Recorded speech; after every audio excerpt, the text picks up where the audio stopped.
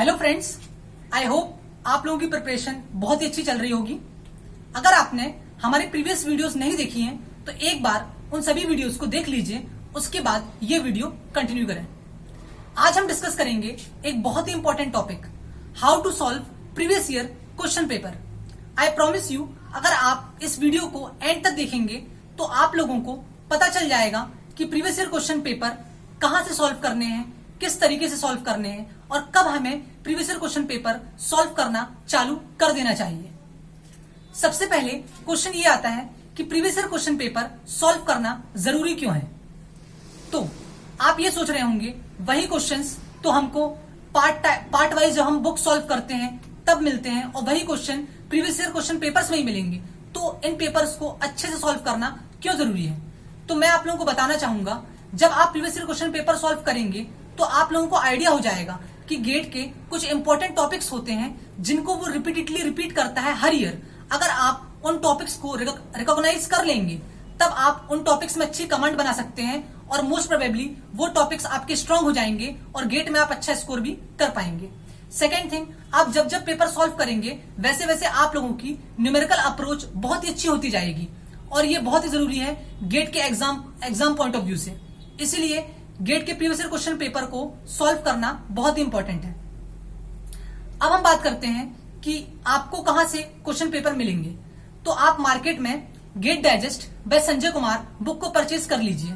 इसमें आपको question paper मिल जाएंगे फ्रॉम 1991 टू, अगर आप 2021 की प्रिपरेशन कर रहे हैं तो 2020 तक के क्वेश्चन आपको मिल जाएंगे। इस बुक को हम बेसिकली 3 पार्ट्स में डिवाइड करते हैं। एक 1991 से लेकर 2003 तक, फिर 2003 से 2009 तक और फिर 2010 से 2020 तक। तो ये बुक सॉल्व करनी कब स्टार्ट करनी चाहिए।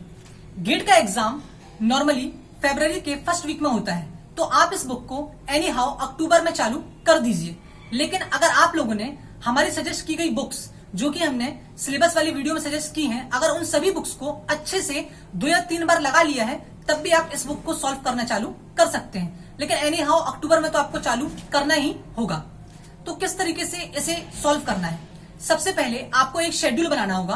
आपको वीक में एक दिन फिक्स करना होगा जिसको आप टेस्ट डे बोल सकते हैं। उस दिन आपको प्रॉपर 3 घंटे बैठ के टेस्ट देना है। आपको टेस्ट के दौरान उठना नहीं है और आपको ना ही फॉर्मूला बुक लेके टेस्ट देना है या फिर किसी और सोर्स से चिटिंग करके टेस्ट देना है। आपको जैसे आप गेट का एग्जाम अटेम्प्ट करेंगे ठीक वैसे ही प्रॉपर अच्छे तरीके से टेस्ट को अटेम्प्ट करना है। तो फॉर एग्जाम्पल आपने संडे को टेस्ट डे मान लिया, उसके बाद 1 दिन या 2 दिन पहले जैसा भी आपको सफिशिएंट लगे आप लोगों को आपके नोट्स और आपके शॉर्ट नोट्स और लॉन्ग नोट्स दोनों को ही अच्छे से रिवाइज करना है। उसके बाद ही पेपर को अटेम्प्ट करना है। तो आपको ये जो टेस्ट डे हैं इन डेज में 2010 से स्टार्टिंग के पेपर अटेम्प्ट करने हैं। फॉर एग्जाम्पल 2010 को आपने इस संडे को अटेम्प्ट किया, फिर अगले संडे में 2011, फिर नेक्स्ट संडे 2012, ऐसे कर करके आपको ये पेपर अटेम्प्ट करने हैं। कि बचे हुए दिनों में आप लोगों को 2003 से लेकर 2009 तक के क्वेश्चन पेपर्स को सॉल्व करना है। ये क्वेश्चन पेपर बहुत ही लेंथी हैं और पुराने पैटर्न के हैं, तो इन क्वेश्चंस को आप लोगों को प्रॉपर टाइम देके सॉल्व करने की जरूरत नहीं है। जैसे कि आप लोगों ने सभी बुक्स सॉल्व करी हैं, अंसारी या फिर और अदर बुक्स, इनको भी वैसे ही सॉल्व करना है। इन क्वेश्चन पेपरों में आप लोगों को कुछ न्यू कंसेप्ट मिलेंगे जो अभी तक नहीं मिले होंगे।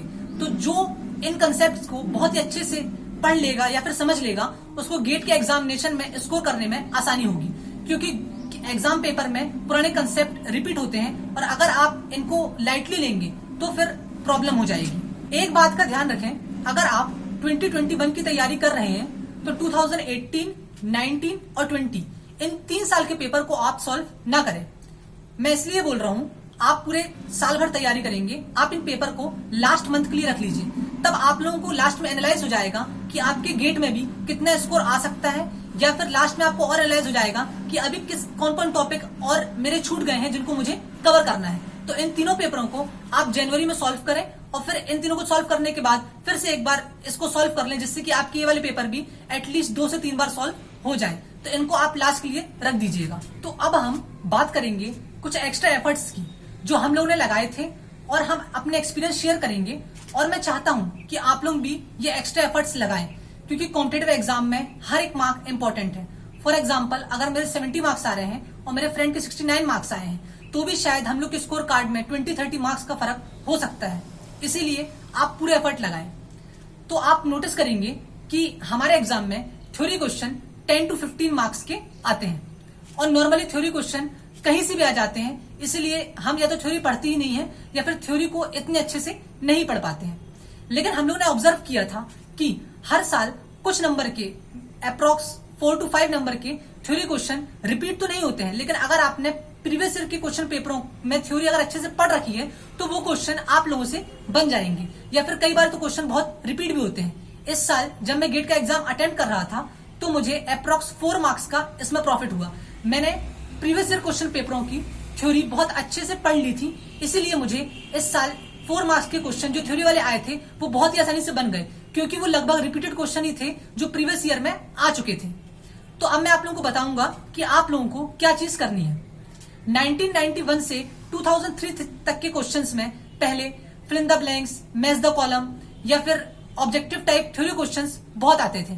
तो जब आप पूरा सिलेबस रिवाइज कर लेंगे, जब आप इन क्वेश्चन को गो थ्रू करेंगे तो बहुत सारे क्वेश्चंस तो बहुत सिंपल होंगे जो आपको पता होंगे, लेकिन जो क्वेश्चंस आपको पता नहीं है उन क्वेश्चनों के लिए आप एक सेपरेट कॉपी बना लीजिए और उन कॉपी में सिर्फ क्वेश्चन और उसका आंसर लिखते जाइए।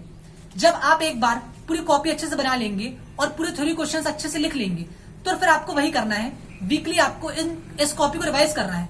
तो आप ये नोटिस करेंगे कि आपको थ्योरी क्वेश्चन बहुत ही अच्छे तरीके से याद हो जाएंगे। इन थ्योरी क्वेश्चनों में उन क्वेश्चन को भी ऐड कर लेना है। सपोज करो आप 2010 से लेकर 2018 तक के पेपर को प्रॉपर 3 घंटे बैठ के दे रहे हैं और उनमें भी जो थ्योरी क्वेश्चन आपको नहीं पता है आपको उनको भी नोट कर लेना है।